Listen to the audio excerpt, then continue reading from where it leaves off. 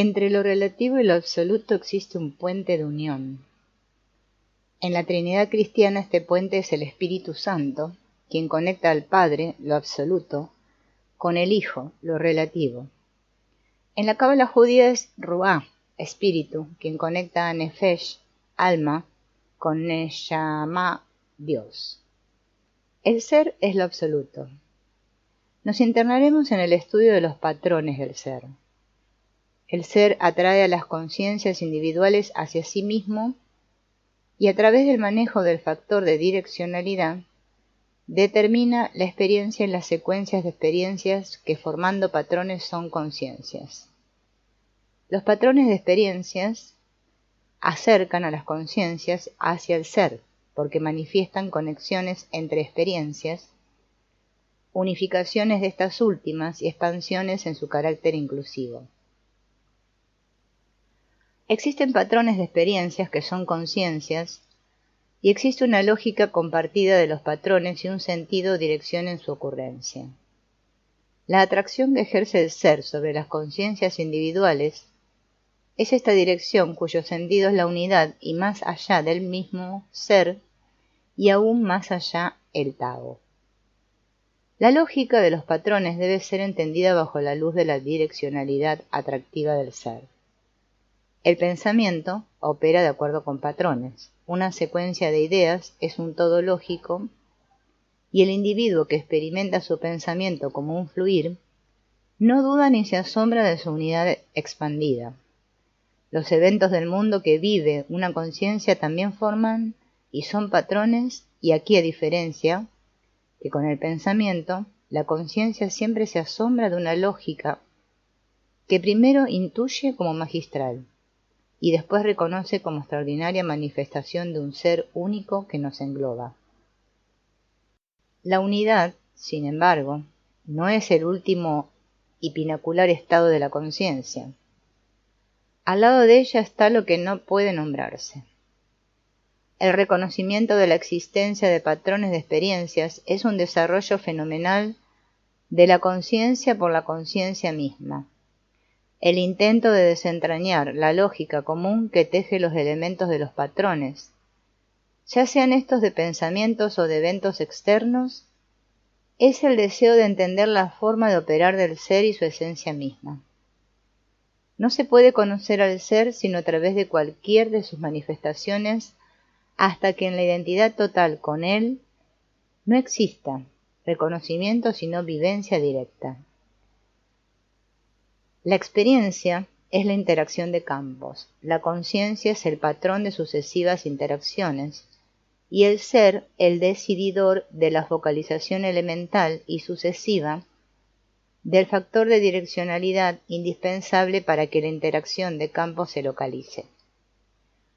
El ser es el campo unificado, pero aún más.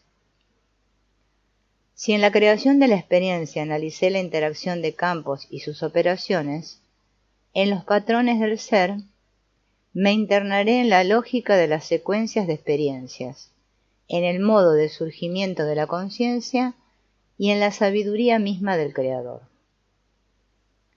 Patrones. Recordemos que cualquier experiencia, por elemental que sea, implica un patrón. Un ejemplo muy claro es el procesamiento perceptual, en el cual un hipercomplejo proceso de interacciones neuronales da lugar a una imagen. La imagen es una experiencia elemental, pero también es un patrón y por tanto implica una conciencia.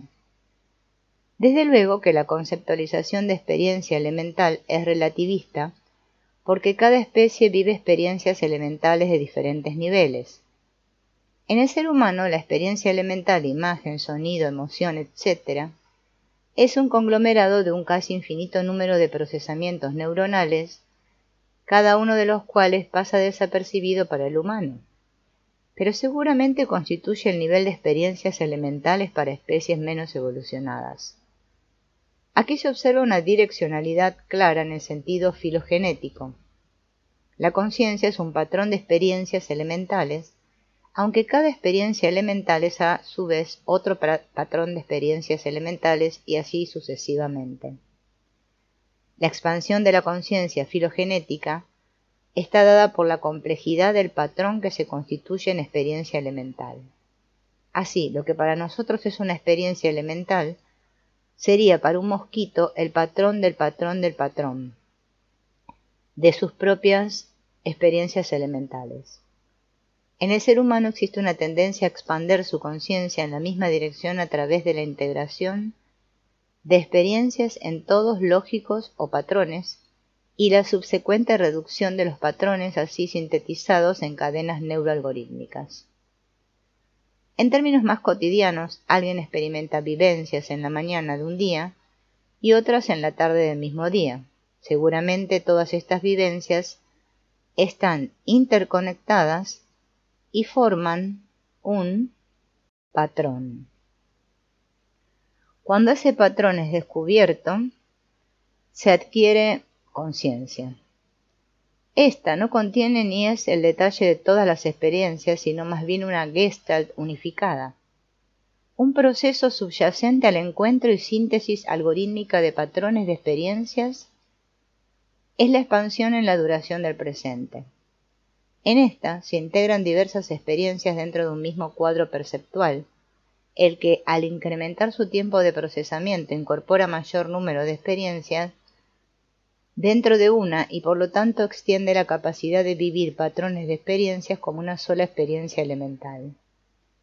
Cualquier secuencia, interacción o conexión entre varios eventos constituye un patrón en tanto pueda ser reducido a un algoritmo. El algoritmo demuestra y es demostración de la existencia de un patrón. El evento elemental en interacción puede ser el mismo algoritmo, de tal forma que la interacción de varios de estos forma un nuevo patrón que a su vez puede ser reducido a un algoritmo más poderoso y así sucesivamente.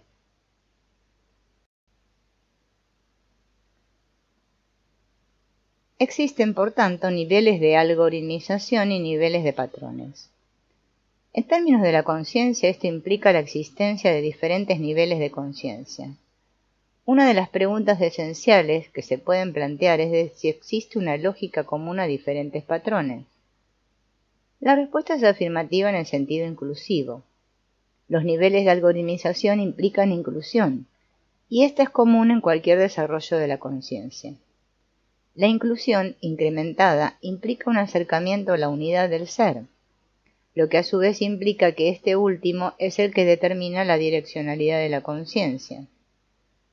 La siguiente descripción es un ejemplo, en el lenguaje de la música, de una organización inclusiva, que por un lado demuestra la conclusión anterior de unificación y de direccionalidad. La idea original es de Juan Toubert. En una sinfonía se pueden observar patrones que en un nivel elemental son capaces de ser reducidos a algoritmos y por lo tanto verbalizados. Las notas reciben un nombre y una secuencia de ellas constituyen un compás. Un determinado compás puede ser descrito también con un nombre y por tanto reproducido y comunicado objetivamente. Cuando varios compases se unen, la secuencia de los mismos todavía no alcanza una complejidad suficiente que impida su algoritmización. Sin embargo, un movimiento completo de una sinfonía es extraordinariamente difícil de ser reducido a un algoritmo. Cuando alguien menciona el tercer movimiento de la tercera sinfonía de Prokofiev, por ejemplo, y dice de él que es un allegro agitato, en realidad utiliza la misma denominación que para otro movimiento de cualquier otra sinfonía, y por ello la denominación no constituye un algoritmo específico. La unificación de todo un movimiento sinfónico se produce, pero en niveles imposibles de verbalizar. Quizá el movimiento provoque un sentimiento específico o una idea muy abstracta. El compositor parte de una sensación global, la que más adelante se transforma en una sinfonía. La direccionalidad está dada por esa unificación y el producto acabado tiene como característica global tal sentimiento imposible de verbalizar. Sucede aquí que un patrón hipercomplejo construido en base a la secuenciación de patrones elementales se acerca a un nivel de unificación similar, pero definitivamente infinitamente inferior a la del ser. En ambos casos se nota la misma lógica y las mismas leyes. El lenguaje cotidiano presenta las mismas características. Si se sigue el desarrollo del lenguaje en un niño, resultará claro que una de las características más sobresalientes del mismo es la direccionalidad inclusiva y unificadora, en la cual primero sonidos aislados son pronunciados, los que más adelante forman sílabas y estas secuenciadas palabras completas, frases, oraciones y por último verdaderos discursos.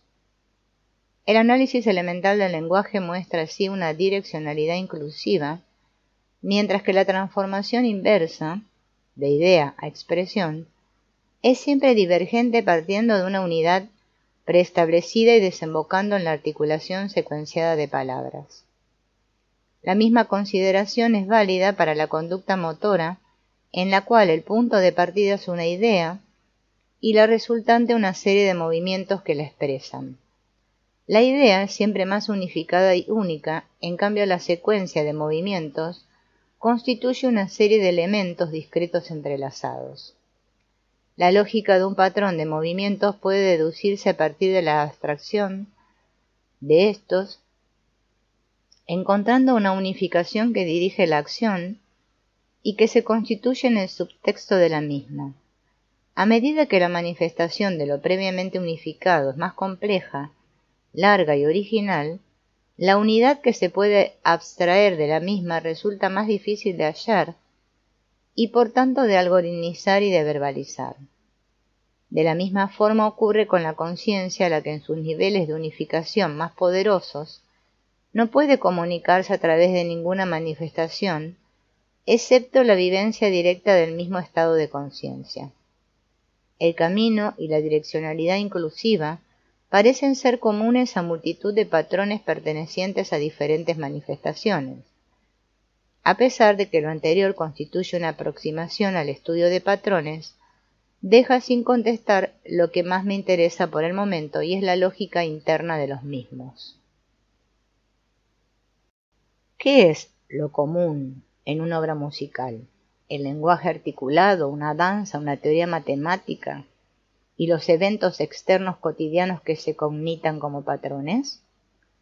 La obra cumbre de Hermann Hesse, El juego de Avalorios, plantea la misma interrogante y la instrumenta, sin realmente contestarla, en la forma de un juego magistral que es jugado en una sociedad ideal, localizada en la legendaria Castalia, y formando parte de una orden vastísima, encargada de enseñar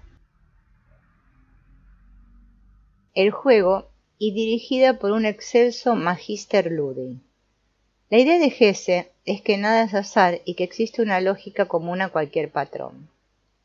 Que lo que intento sea el inicio de una especie de juego de avalorios es claro para mí, aunque las probabilidades de lograr éxito me parecen remotísimas. Intuyo que una posibilidad de acceso al juego surja del análisis de patrones neuronales, y lo pienso así porque lo que se experimenta en esencia es la transformación de estos patrones en campos neuronales en interacción con la estructura sintérgica del espacio.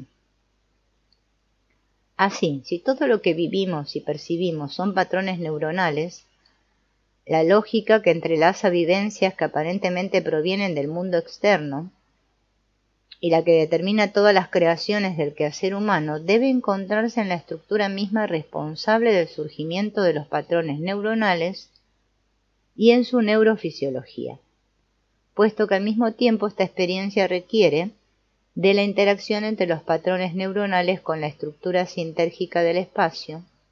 El análisis de esta última debe proporcionarnos claves ciertas para penetrar en la lógica de los patrones. Quiero aclarar, sin embargo, que existe un factor de direccionalidad y un decididor de su focalización. Este decididor es el verdadero Magister Ludi del juego de avalorios, y su lógica sobrepasa la interna y común de cualquier patrón específico. Si el análisis anatómico y neurofisiológico del sistema nervioso puede proporcionar datos que nos ayuden a entender el juego, su verdadera comprensión requerirá del análisis del pensamiento directo de Magister, atrevimiento que intentaré en capítulos posteriores. Por otro lado, ya he analizado la estructura sintérgica del espacio y la estructura cerebral neuroinclusiva. Me propongo, por tanto, avanzar en este análisis sin recapitular en lo posible lo dicho en otras obras. Quisiera enfatizar que todo es un proceso y que los elementos del mismo están sujetos a una interacción multifactorial cuyo análisis no puede dar luz y explicar un cierto nivel, pero jamás nos acercarán al verdadero decididor, a menos que en nuestra capacidad de explicación trascendamos el nivel multifactorial independientemente de su complejidad y aparente suficiencia. Un ejemplo que aclarará lo que deseo puntualizar está contenido en el diálogo que sostuvieron Cebes y Sócrates el día de la muerte de este último. Sócrates menciona que en una ocasión leyó de Anaxágoras su aserción de que es la mente la que produce orden y es la causa de todo. Esta afirmación, sigue diciendo Sócrates, me satisfizo sobremanera, pero más tarde, después de pensar que Anaxágoras era una autoridad en el asunto de la causación, me decepcioné porque el mismo sujeto, más adelante, atendía razones tales como el aire, éter y agua para explicar. Sería lo mismo que alguien dijera que la causa de todo lo que Sócrates hace en su mente y después explicara mis acciones diciendo que la razón que me tiene aquí tendido es que mi cuerpo está compuesto de huesos, músculos, etc., y que su estructura es la causa de que haya decidido aceptar el edicto de muerte de Atenas, o que la causa de que hable contigo es el aire, el sonido y la audición. Llamar a estas cosas causas es absurdo porque si bien es cierto que sin ellas no podría estar aquí, ellas no son la causa de esto. Así, no se crea que el análisis neurofisiológico nos dirá algo del Magister Ludi en su esencia.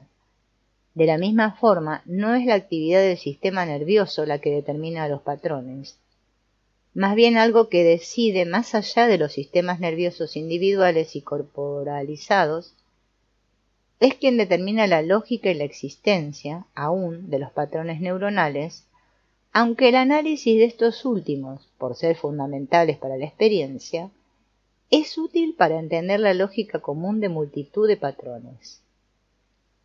Dice la Cábala que la existencia negativa no se puede entender en sí misma, por lo que se debe aproximar a través del estudio de sus emanaciones.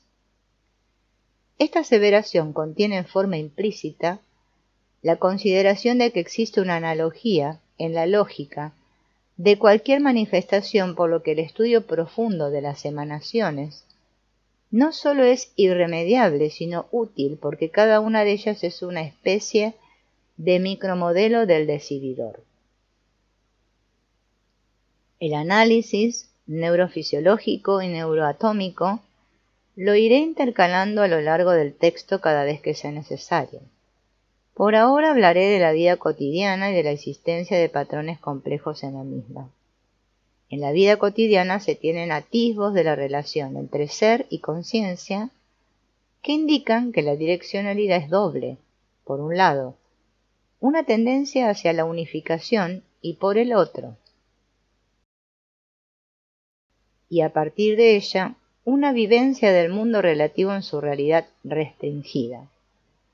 Parecería que en el proceso de desarrollo, el ser y la conciencia se reconocen como diferentes, siendo este reconocimiento un avance gigantesco para después alcanzar una sinonimia. Antes de ese momento, la conciencia centralizada en el ego no reconoce la ausencia de azar en los eventos que vive, pero poco a poco vislumbra que esta ausencia es su propia naturaleza. Obviamente, el proceso es expansivo en identidad, por lo que antes era el todo, se transforma en algo particular. El darse cuenta que un evento está relacionado con otro más allá de cualquier intención consciente, es el primer paso en el desarrollo hacia el ser.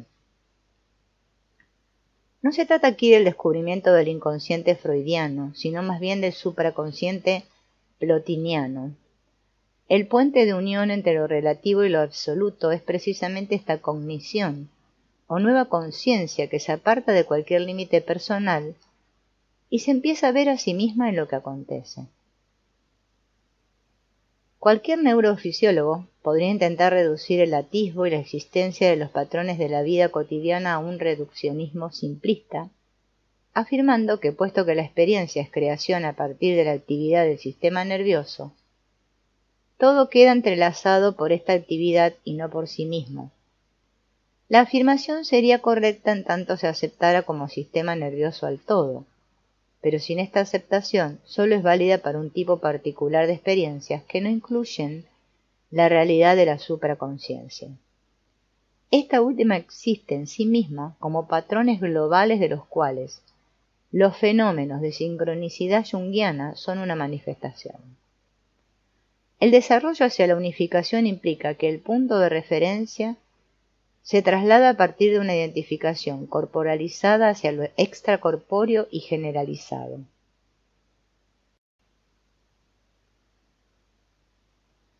Esto es, de nueva cuenta, puente de unión entre lo relativo y lo absoluto y con él la cada vez más clara conciencia que la direccionalidad del proceso no es de elementos discretos hacia inclusiones, sino más bien de lo unificado hacia lo disperso. Según Arditi, tal es también el sino del arte pictórico abstraccionista, el que se inicia con un repudio hacia las formas concretas para cada vez más colocarse en la disposición y la referencia del uno y de lo inclusivo. Aquí vale la pena hacer notar que lo inclusivo no necesariamente es algoritmizable, sino muchas veces procedimiento heurístico, el que a través de sucesivas pruebas y aproximaciones con respecto a un patrón encuentra pragmatismos que lo unifican en utilitarismos más o menos empíricos. Este es precisamente el proceso que se echa a andar en la meditación. El sistema unificador de la conciencia es, en este sentido, oscilatorio, aunque con un poder tan grande que más tarde o más temprano la oscilación heurística se transforma en algorítmica. Es aquí cuando el artista abstracto comienza a producir una obra que más que detalles concretos refleja una lógica unificada. La ausencia de azar se refleja en todo acaecer y a través de su contemplación se vislumbra que no existe otra alternativa más que la aceptación total.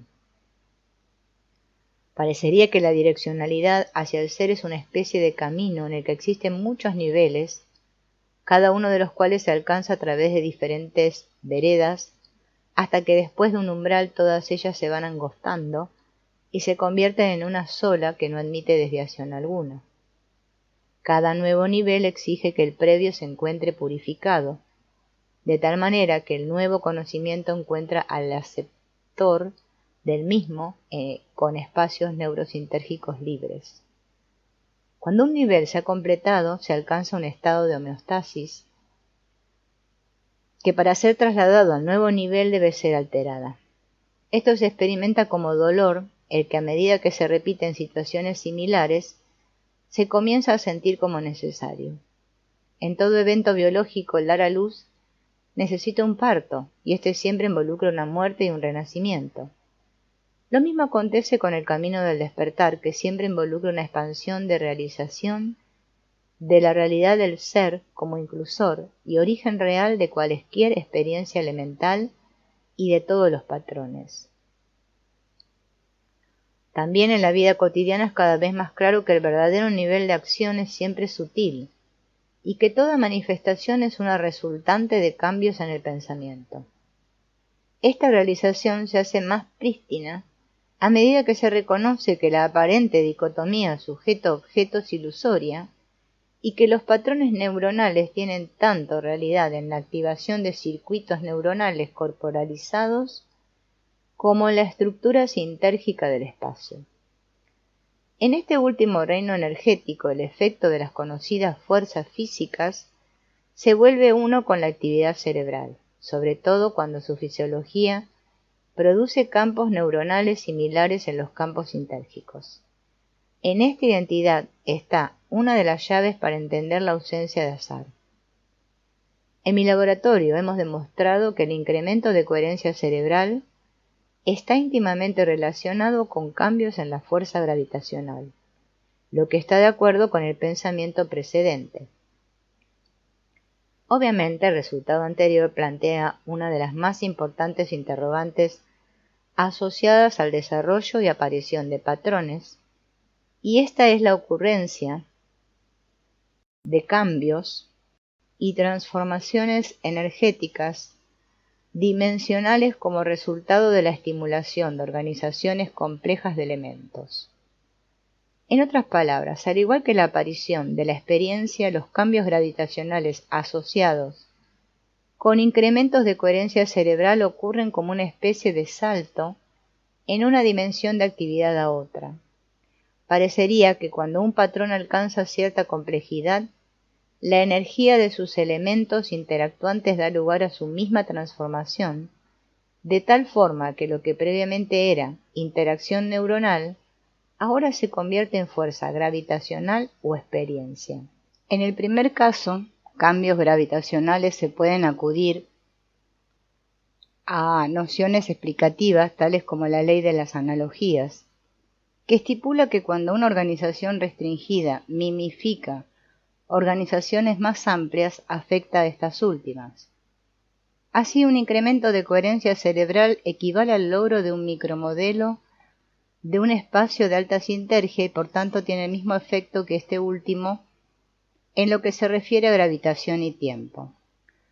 Por supuesto que tanto la gravitación como el tiempo son denominaciones arbitrarias para lo que en sí mismos son cambios organizacionales de la misma matriz energética.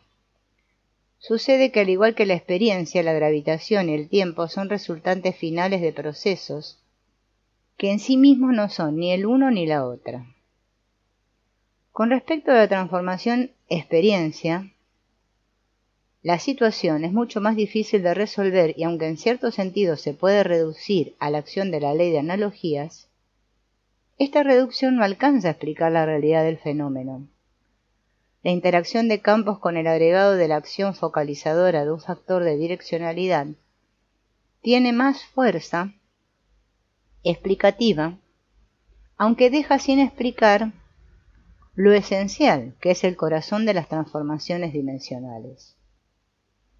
Retomando la vida cotidiana, resulta claro que una de las trampas que involucra es la consideración y vivencia de un nivel particular de resultante final del procesamiento como realidad absoluta. La enajenación y la ignorancia resultan de este desgraciado error y confusión que en parte se justifica si se considera que el acceso a los procesos precedentes a las resultantes finales perceptuales está vedado para la gran mayoría de los seres humanos.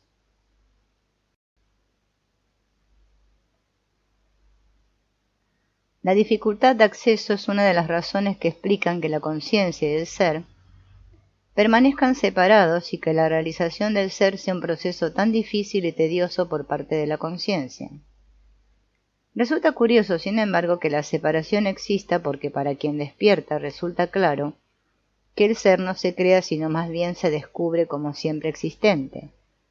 Este descubrimiento requiere de manifestaciones específicas o emanaciones que siempre demuestran la existencia de una sabiduría infinita.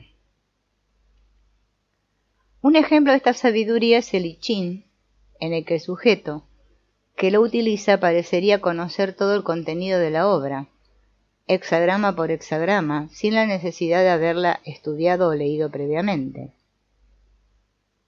Un procedimiento interesante que permite tener un atisbo a esta sabiduría del ser consiste en plantearse una pregunta y seguidamente abrir la Biblia en cualquier página y sin intenciones de localización voluntaria y en un completo silencio mental, como en mi experiencia, la página resultante siempre responde la pregunta en una forma absolutamente certera, como si el ser, así conectado, supiese de memoria cada una de las frases del libro y su ubicación exacta.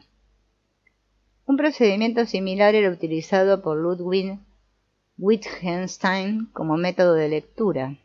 Se dice que este filósofo colocaba fajos de 100 hojas de un libro frente a él, enrollados con un listón, y que le bastaba concentrarse en el paquete para aprender de él.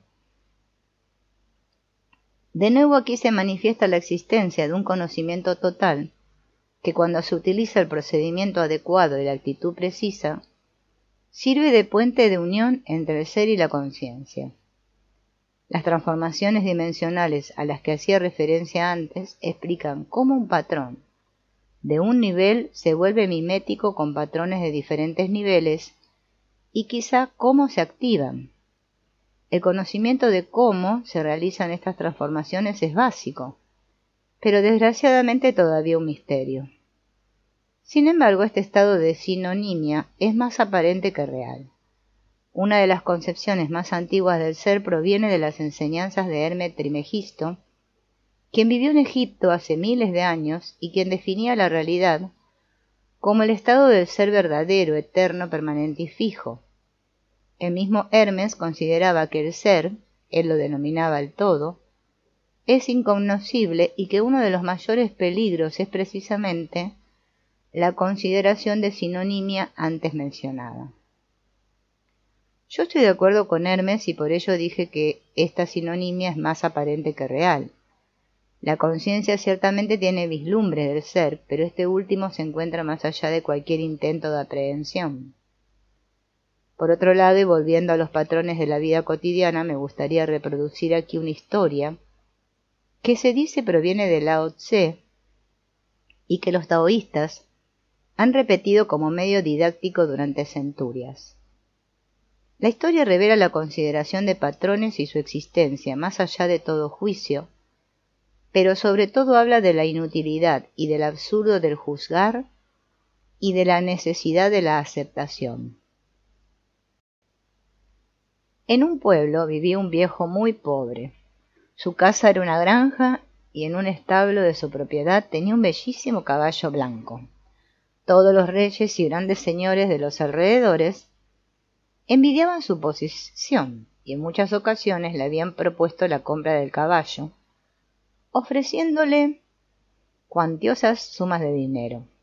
El viejo se había negado siempre, considerando que su caballo no era un objeto sino un amigo y compañero no apto de ser intercambiado o reducido a una operación comercial.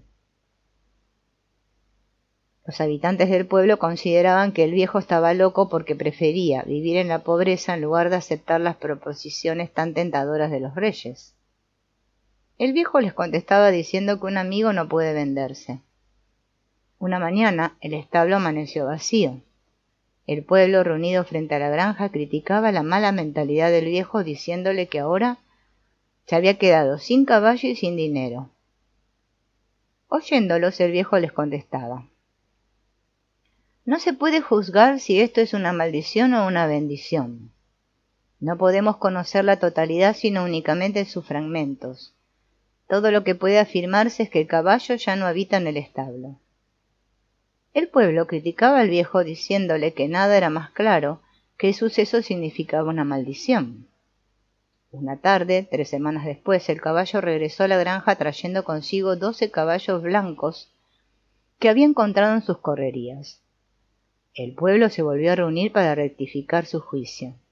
Tenías razón, le decían al viejo, lo que te sucedió no fue una maldición, sino una bendición. El viejo los miraba sorprendido. Me extraña, les decía, su falta de entendimiento. Lo único que se puede decir ahora es que en el establo habitan 13 caballos blancos. Que sea una maldición o una bendición nadie lo sabe. Solo vemos fragmentos y no la totalidad. El viejo tenía un solo hijo y éste comenzó a entrenar a los caballos un día, y uno de ellos resbaló cayendo sobre las piernas del joven inutilizándolas por completo. El pueblo se volvió a reunir. Tenías razón de nueva cuenta, lo que te sucedió fue una maldición y no una bendición. El viejo no lo podía creer, miraba a sus paisanos y les dijo: de nuevo se comportan ustedes sin entendimiento, son unos necios y tontos. Nadie sabe si esto es una bendición o una maldición. Solo vemos fragmentos y no la totalidad. Lo único que se puede decir es que mi hijo ya no puede caminar. Los habitantes del pueblo se debatían entre sí. Algunos consideraban que el viejo tenía razón, pero otros no podían creer que un padre no considerara como maldición la invalidez de un hijo. A los pocos meses, el país vecino al pueblo declaró la guerra a este, y el gobierno mandó llamar a todos los jóvenes de edad militar. La derrota era segura y todas las familias se pusieron de duelo al despedir a sus hijos para siempre. El único que no fue llamado fue el inválido hijo del viejo. Otra vez el pueblo se reunió frente a la granja del viejo. De nuevo tenían razón. Le decían, la invalidez de tu hijo no es maldición sino bendición. El viejo se encolerizó. ¿Cuándo comprenderán? Solo vemos un fragmento y no la totalidad. Por ello, no es permitido juzgar. La historia habla por sí misma y lo único que podría añadir es que los sucesos en este pueblo remotísimo o en cualquier ciudad, villa o pueblo contemporáneo no son azarosos y en cambio están regidos por leyes supremas, las que al entenderse transpiran una sabiduría majestuosa y esencial. El acceso para el reconocimiento de cualquier patrón comienza con la percepción de dos eventos elementales, interconectados o relacionados entre sí. Para detectar relaciones, nuestro sistema posee una capacidad inherente. La mejor prueba de lo anterior es la percepción de nuestro cuerpo orgánico. Este es en realidad un conjunto hipercomplejo de relaciones entre elementos celulares que es percibido como un todo gestáltico o una unidad. Es quizá por la facilidad y el automatismo perceptual sintonizado para verlo como unidad que consideramos al cuerpo como nuestra identidad. Esta identidad, sin embargo, es más expandida y su percepción también involucra la detección de relaciones extracorporales. En otras palabras, al igual que todas las interacciones celulares nos dan la ilusión de una unidad corporalizada, la percepción de la interacción entre experiencias elementales pueden ser vislumbradas como determinando unidades más expandidas que el cuerpo orgánico, pero que a semejanza de éste son capaces de activar gestalts perceptuales. El proceso ocurre también en el interior del cerebro y se vislumbra con toda claridad cuando cualquier sistema sensorial es analizado en sus funciones y operaciones elementales neurofisiológicas. En el sistema auditivo, por ejemplo, se sabe que cualquier tono activa una población de receptores ciliados, los que a su vez desarrollan patrones neuronales globales que son decodificados como tales en las estructuras centrales del sistema. El hecho de que dos tonos de diferente frecuencia activen una población de receptores, con la consiguiente superposición de los mismos, indican que no es un receptor único el encargado de la transformación, ni un único conjunto de vías las encargadas de transmitir el mensaje, sino más bien poblaciones gigantes de neuronas en las que los modos de decodificación son más que activaciones localizadas en elementos simples, patrones neuronales globales. Sucede que la activación de uno de estos patrones da lugar a la experiencia unificada de un tono sonoro igual que el conjunto global de experiencias elementales es capaz de dar lugar a un acto consciente unificado. En un organismo unicelular, la capacidad de detectar patrones es sumamente restringida. Un estímulo simple activa el protoplasma y este es el alcance y el límite de su poder transformacional y de decodificación. En el cerebro humano no se manejan estímulos simples sino patrones, pero al igual que en el organismo unicelular, la resultante final del procesamiento siempre es una unificación. Así, el caso de un tono sonoro es la experiencia de una unificación resultante final de un procesamiento y no la experiencia del procesamiento. Nadie duda que la percepción de un tono es una experiencia elemental para un ser humano, pero pocos saben lo que implica como antecedentes en términos de procesamiento. Parecería ser modo generalizado de acción la percepción unificadora y acompañante común de todo desarrollo filogenético, la complicación incrementada del número total de elementos interactuantes que le dan lugar independientemente de la modalidad activada. Se manifiesta aquí de nueva cuenta la ley de la inclusión, y la ley de correspondencia por analogía. Por supuesto que la experiencia elemental unificada a partir de un procesamiento previo y su relación directa con la evolución en términos del incremento del número de elementos interactuantes y de la complicación de los mismos es lo que denominamos expansión de la conciencia, la que siempre involucra la captación de patrones. Parecería también ser común a toda expansión el cursar por lo menos dos diferentes procesos. El primero de ellos involucra una acción voluntaria, mientras que el segundo se automatiza una vez que el primero alcanza un cierto nivel de maestría. Así, lo que primero es percepción consciente de interacciones entre experiencias elementales, después se transforma en nivel básico y automatizado de la conciencia-experiencia. El proceso de automatización permite que las unidades que se procesan se expandan y con ellas la conciencia. De nuevo, el caso de la percepción auditiva de un tono es ilustrativo. Si el tono de marcas no estuviera automatizado como elemento de unificación de un procesamiento y en lugar de ello tuviéramos que atender y construir consciente y voluntariamente a este último, jamás podríamos componer sinfonías. El lenguaje verbal sería imposible, lo mismo que la percepción de cualesquiera patrón sonoro. La automatización inclusiva tiene la ventaja de expander la capacidad de percibir y crear patrones y la desventaja de impedir el acceso a los elementos interactuantes. En otras palabras y generalizando, podría decir que un incremento en capacidad intuitiva guarda una relación inversa con una capacidad analítica. Uno de los fenómenos más sorprendentes asociado con la percepción unitaria o unificada de patrones es la cualidad.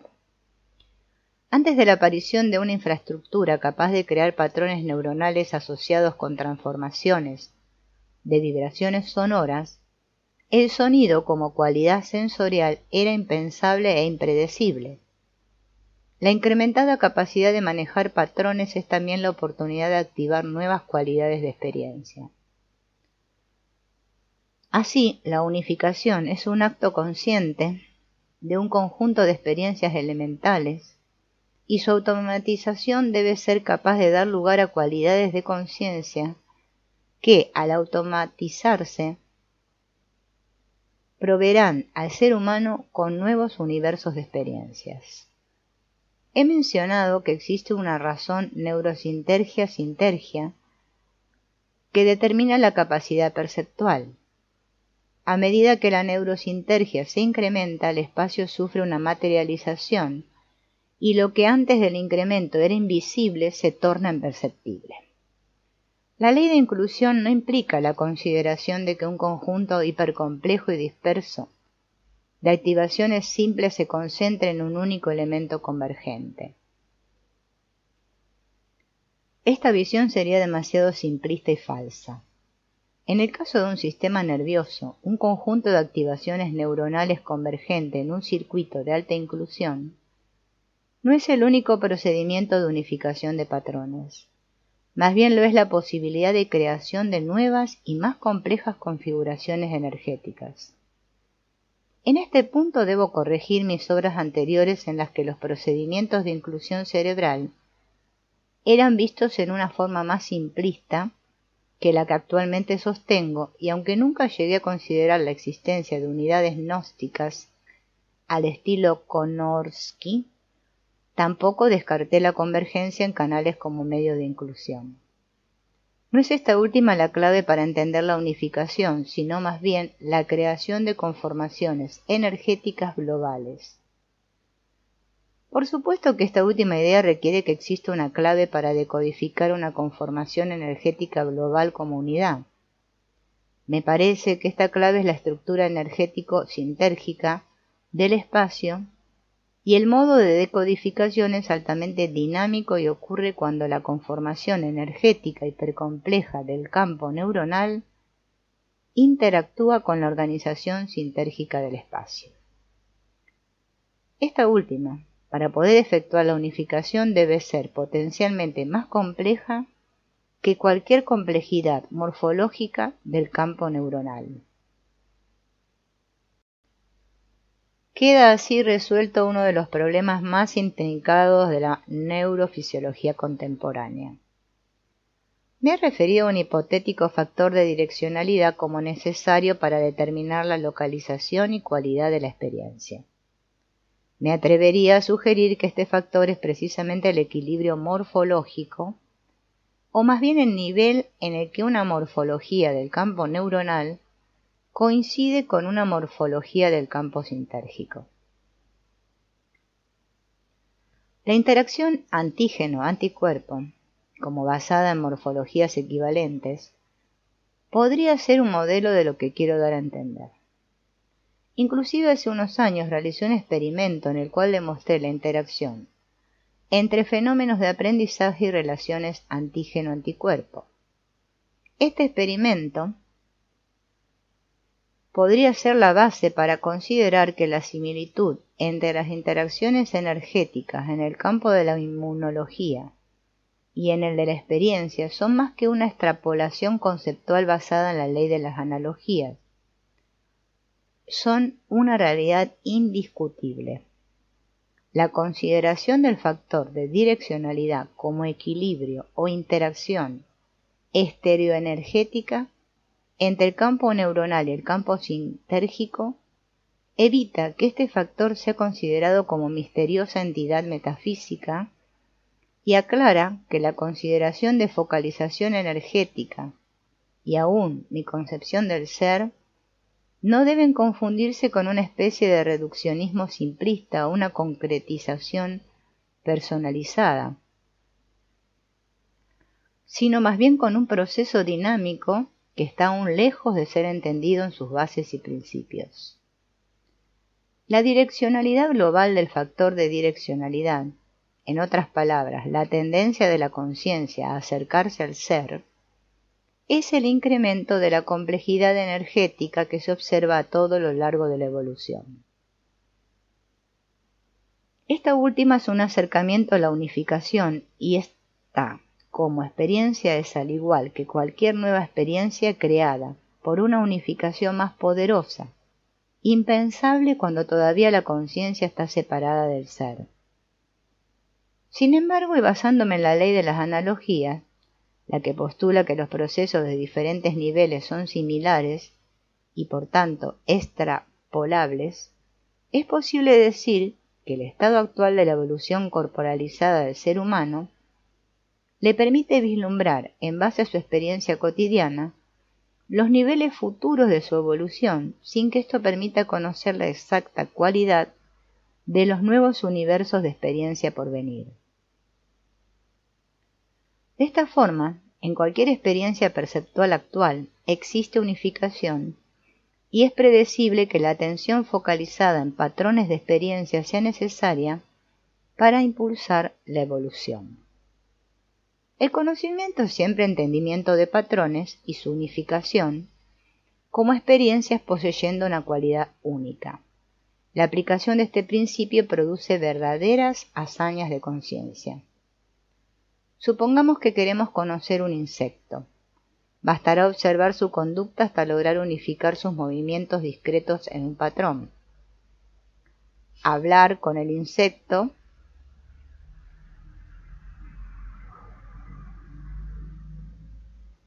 será transformar el patrón observado en una sensación con una cualidad unificadora.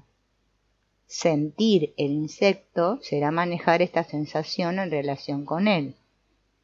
Este ejemplo puede extenderse a cualquier conocimiento. A medida que los patrones son sentidos, se despierta lo que se denomina conocimiento intuitivo, que no es otra cosa más que un grado de unificación muy poderosa que trasciende el conocimiento analítico de los elementos que lo forman. Por esta razón, Kant llamó intuición a la imagen visual y en general a cualquier acto perceptual automatizado. El incremento en la complejidad del campo neuronal parecería estar asociado con un aumento de unificación. En otra aproximación, cuando se incorporan nuevos elementos a una morfología, Su unidad permanece en tanto que el algoritmo que la describe como tal, como unidad, se simplifica. Una de las interrogantes más básicas que surgen de lo anterior se refiere a la relación del observador con respecto a la nueva unificación. En términos de la vida cotidiana bastará un ejemplo para aclarar lo anterior. Supongamos que alguien tiene varios problemas concretos que requieren de solución práctica y medita acerca de ellos.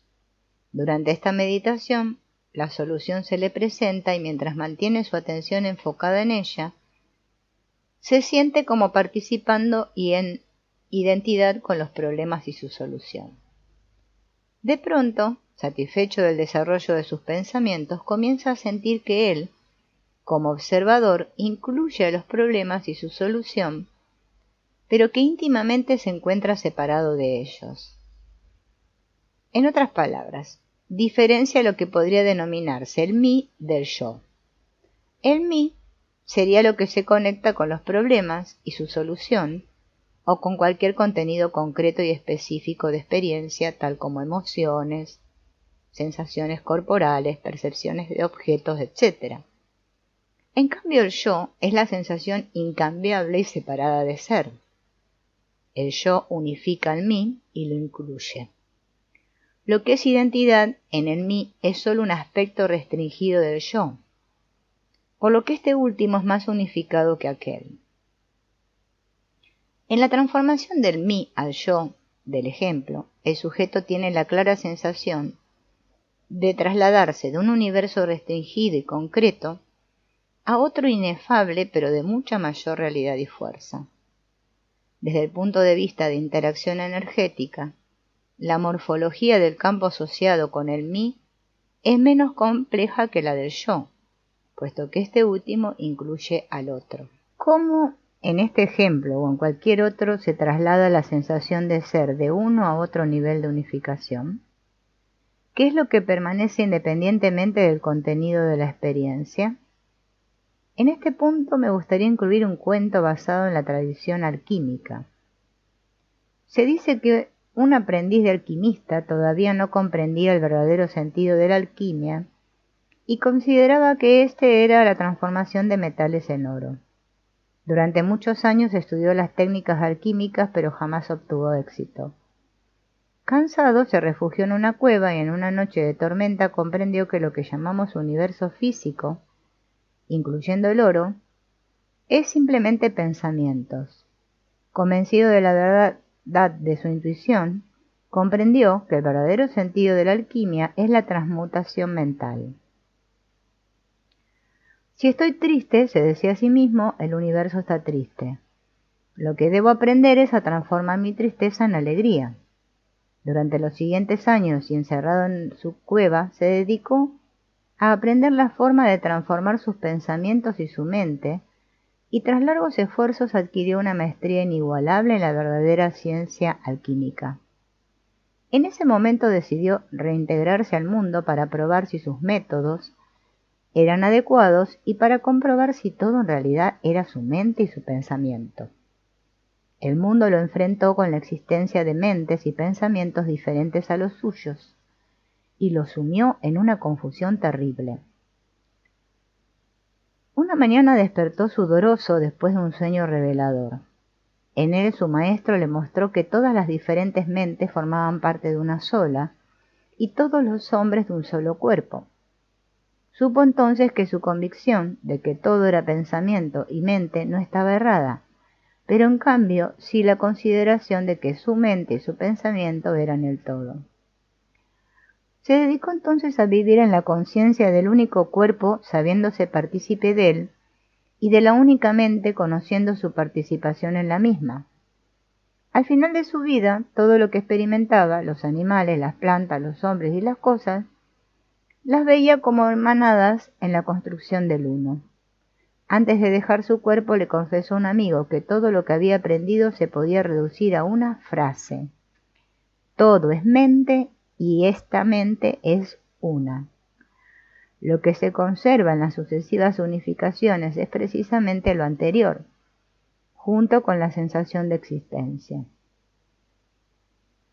Desde un punto de vista psicofisiológico, lo que se mantiene es el decididor de la focalización del factor de direccionalidad, es decir, lo que decide la particular complejidad que las morfologías energéticas en interacción. Dice Plotino en la Eneada: Él está siempre presente, puesto que no tiene ninguna disimilitud, mientras que nosotros no lo presenciamos hasta que no desechamos nuestra disimilitud. Él no viene a nosotros y nos rodea, somos nosotros los que tendemos hacia Él y lo rodeamos, pero aunque estemos siempre en torno de Él, no siempre lo contemplamos. Lo mismo acontece con la realización de la existencia de los patrones del ser. Cada experiencia y cada vivencia es un elemento de una trama majestuosa que se va hilvanando para el que todavía piensa que el tiempo existe, pero que en realidad es simultáneo y totalmente presente. La capacidad de realización depende, por un lado, de la conciencia de la inexistencia del azar, y por el otro, de una necesaria purificación y abandono de estructuras limitantes asociadas con el pasado. Lo que la tradición llama iniciación es el umbral que, traspasado, pone en contacto a la experiencia con la conciencia y a esta última con el ser, de tal forma que se conoce la necesidad de la aceptación total fundamentada en la fe absoluta del ser como decididor del factor de direccionalidad. La conciencia centrada en el ego debe trascenderse a sí misma y experimentarse como partícipe de una identidad más expandida. Cuando esto se logra, la sensación de existencia no se pierde y en cambio surge la vivencia de una identidad con los patrones y con la sabiduría que los determina. El paso de una identidad concentrada en el ego a una identidad en la cual la dicotomía observador-observado se diluye en una sensación de ser es dolorosa, pero necesaria para ponerse en contacto vivencial con los patrones. En realidad, y como dice Plotino, estos siempre están presentes, por lo que su conciencia es más que un encuentro con algo nuevo, un reencuentro con lo existente y siempre presente, aunque hasta entonces no realizado o comprendido. La transformación desde una visión del mundo centralizada en el ego personal hacia una vivencia en la cual la dicotomía observador-observado se diluye en la sensación de ser, simultáneamente lo externo y lo interno, requiere de muchas muertes y otros tantos renacimientos. Puesto que cada experiencia es una conciencia, las muertes y renacimientos son un acompañante del vivir en la manifestación. Lo que siempre se conserva, sin embargo, es aquello que decide y, cuando se ha avanzado lo suficiente, conscientemente observa este vivir. En realidad, la muerte corporal es uno de tantos renacimientos hacia un nuevo nivel de conciencia en el que se comprende que los anteriores no diferían en esencia de este, y se reconoce que en la inexistencia del azar estaba y está contenido este conocimiento.